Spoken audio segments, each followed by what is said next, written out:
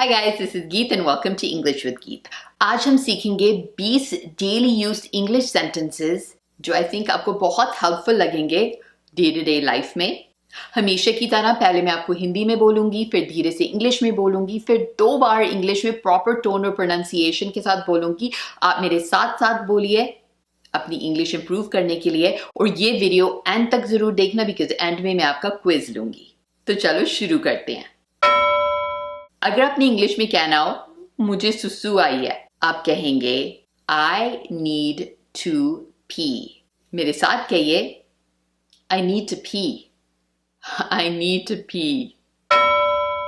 अगर आपने कहना है मुझे पॉटी आई है, आप कहोगे I need to poop।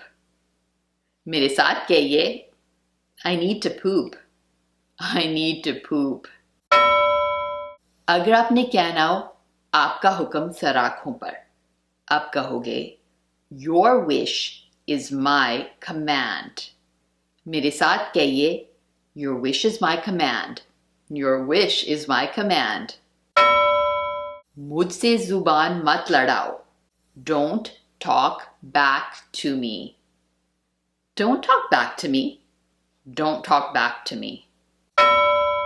ये बच्चे बहुत बिगड़े हुए हैं।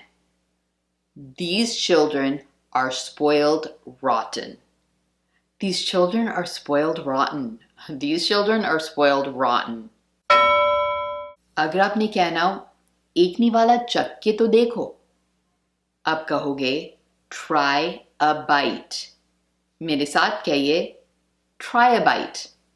Try a bite। अगर आपने कहना हो वो बहुत भोली है, आप इंग्लिश में कहेंगे She is very naive। She's very naive। She's very naive। अगर आपने कहना हो मैं उस पे फिदा हो गया, आप इंग्लिश में कहेंगे I fell for her। मेरे साथ कहिए I fell for her। I fell for her। अगर आपने कहना हो आज बारिश हो सकती है, आप इंग्लिश में कहेंगे It might rain today। मेरे साथ कहिए It might rain today। It might rain today। अगर आपने कहना हो मैं किसी से नहीं डरता हूं, आप इंग्लिश में कहेंगे I am not afraid of anyone। मेरे साथ कहिए I'm not afraid of anyone। I'm not afraid of anyone।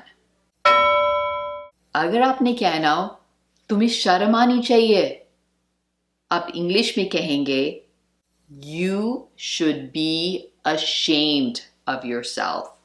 You should be ashamed of yourself। You should be ashamed of yourself। अगर आपने कहना हो उसने मुझे आंख मारी, आप इंग्लिश में कहोगे He winked at me। मेरे साथ कहिए He winked at me। He winked at me। अगर आपने कहना हो मुझे उबासी आ रही है, आप इंग्लिश में कहोगे I feel like yawning। मेरे साथ कहिए I feel like yawning। I feel like yawning। अगर आपने कहना हो मुझे नींद आ रही है, आप कहोगे इंग्लिश में I am sleepy। मेरे साथ कहिए I'm sleepy। I'm sleepy। अगर आपने कहना हो मेरा गला खराब है, आप कहोगे I have a sore throat। मेरे साथ कहिए I have a sore throat। I have a sore throat। अगर आपने कहना हो बुरा मत मानना, आप इंग्लिश में कहेंगे No offense।